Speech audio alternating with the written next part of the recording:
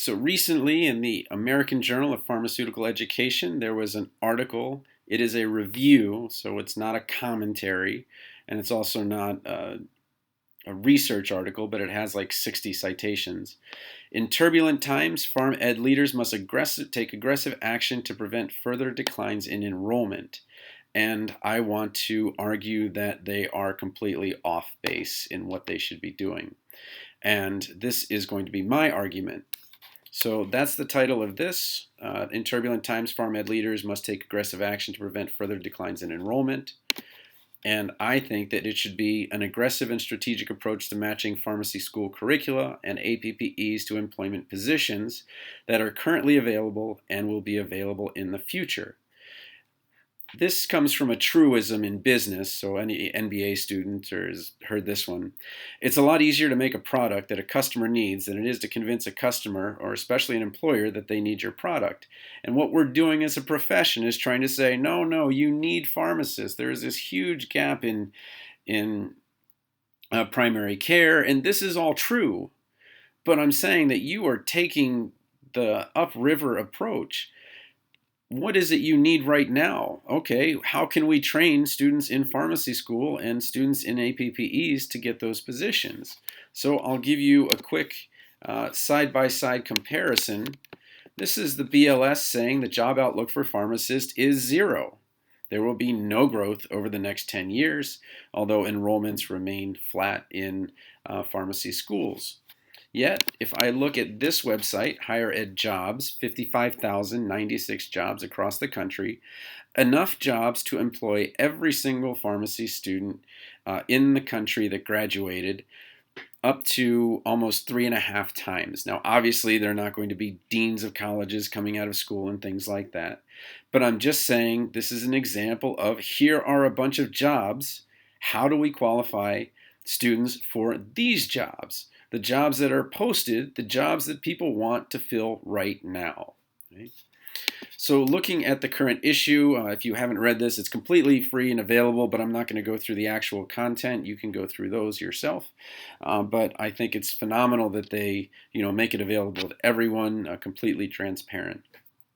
Okay. So here's the article itself, Consideration of Aggressive and Strategic Approaches to Address Declining Enrollment in U.S. Pharmacy Schools. And my first argument begins with the title. Enrollment in U.S. pharmacy schools has not declined. Enrollment in individual schools has declined. So what's the difference? As applications have gone down, acceptance rates have gone up. So the number of students, at least in PharmCast, that are going in each of the last 4 years is identical. Like it is a straight line. It's like right around 13 or 14,000 every single year, and then there's the 2,000 that are not in PharmCast. So there is no declining enrollment. There are just as many people that are enrolling in schools. It's that there are more schools. So I'm not even going to go down that road, but so obvious that it's not declining enrollment in individual schools, it's as a whole. So it's not declining enrollment as a whole, it's individual schools. So they're saying, hey, look, my school is enrolling fewer. Well, it's your problem that you've got extra schools out there. Now, one of the things that they're going to do, or ACP is going to do, is go to the beach, Long Beach, and have this recruitment event, Saturday, July 18th, 2020. I would argue that the crisis is already here for student recruitment, and waiting a year for this is way too long. But I'm also going to make a recommendation.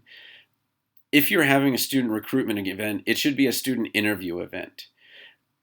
The only reason I would fly to Long Beach, California is if I could go to all the schools that I want to, or certainly a percentage of them, and interview right there, so I didn't have to drive up to San Francisco, all the way down to San Diego, and then to all the LA schools in traffic. I could just go to Long Beach, interview at all these schools all at once. That would be pretty cool. That would be useful to me. I'm not sure about that date because you're talking about way early in the application process.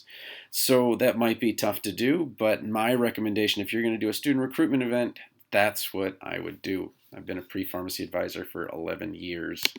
University of Colorado has solved this problem by making virtual interviews. So if it's tough to get to Denver, though Denver is amazing and I would totally want to go there, you could have a virtual interview. And that again saves the prospect money. One argument that they made in the same journal issue is that maybe the students just don't get what pharmacists can do these days. But I would argue that 10 years ago, when pharmacists could do less, there were more applications. And now that pharmacists can do more, there are fewer applications. So I would just simply argue that it's something else. And as a pre-pharmacy advisor, I know exactly what it is. Students and parents come in front of me and they say, where are the employment options that I'm definitely going to have? And that's really what they're looking at is, hey, look, I'm trying to, if I'm going to make this investment and a significant investment at $172,000 in debt, and that is just for people graduating last year. Who knows what it's going to be in 4 years or 3 years. So my argument is I don't think students don't get it. Students got it with all the applications before, and we were doing a lot less. So I think we need to fix the employment problem, which is matching the curricula to the jobs instead of trying to hope that we can make jobs for the people graduating. So this is one thing that AACP did was Pharmacists for Healthier Lives, basically saying, hey, look at all the things that pharmacists do. Well, this is a tell, don't show, or show, don't tell. This website tells you, hey, this is what pharmacists do. Great. What you want to do is you want to show people that. So there should be a pharmacist available here at all times that can actually answer questions. Hey, it's the middle of the night and I can't read the acetaminophen dosage because I can't find my glasses. My kid is crying, has a fever, and I want to know what the dosage should be. The current 24-hour store is now no longer 24 hours. I can't reach a pharmacist. I need a place where I can reach a pharmacist right now to talk about this medicine. That would be valuable. That is show, don't tell. That pharmacist is helping them have a healthier life and helping their child have a healthier life. So that's what I would recommend. Individual development plan for pharmacy students in career planning. This comes out of Toro, California, Toro University in California. And I'm going to make a little bit of a criticism of ACPE. So basically their findings were that we're missing some entrepreneurial content. You can just look to the University of Maryland, my alma mater. They have pharmapreneurism and they've trademarked it, the name at least. But they are absolutely committed to making sure that every single person gets that we are here to make jobs. We are not here to get jobs. So that is, I think, phenomenal and the fundamental thing that you need to take away from, again, my thesis, which is it's a lot easier to make a product that a customer needs, as an entrepreneur would, than to convince a customer employer that they need your product, which is what an advertiser or marketer would do. And going back to Toro, this is my criticism. So here's this college. It's got great NAPLEX first-time attempts, great CPJE results, such a hard test to take, and great number of graduates. I think this is 41 out of the 92. If that's the right number, it comes from NAPLEX scores here. That got the PGY1 fellowship. But there's no employment numbers. What percentage of your class got a job? That's what parents want to know. So going back to the original issue, I recommend that you read the American Journal of Pharmaceutical Education. You check out those articles, comment below, but I really think it's all off. If we're going to make a change, let's not keep fighting this fight that we're losing alone. Yes, keep fighting for provider status, but on the other side, hey, 55,000 job openings. This is where I got my job. I've been here 11 years. I've never been happier. It's been a phenomenal opportunity to help those that are coming out of high school that maybe didn't get the kind of advantages that maybe I had when I was a kid. My dad's an immigrant. I understand their plight and what's going on, and so satisfied with my position.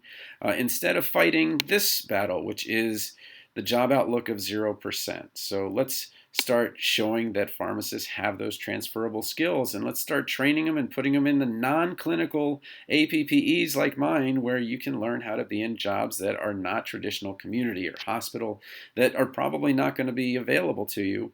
Instead, let's put you somewhere where you can find a job that looks like that's literally being advertised for right now.